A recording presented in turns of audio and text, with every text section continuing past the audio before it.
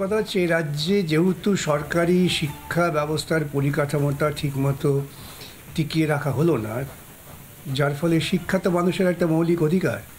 সেই সুযোগ নিয়ে কিছু লোক অনুমোদিত প্রাইমারি স্কুল চালায়, অনুমোদিত সেকেন্ডারি স্কুলও চালায়, মাদ্রাসাও চালাচ্ছে।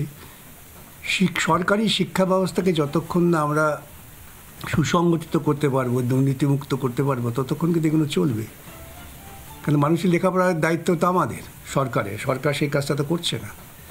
সেজন্য আমি অনুমোদিত মাদ্রাসার বিরুদ্ধে অভিযান চালালাম। তাতে কি হলো, যে কটি ছেলে মেয়ে লেখাপড়া করতে আসছিলেন তারা লেখাপড়া করবেন না।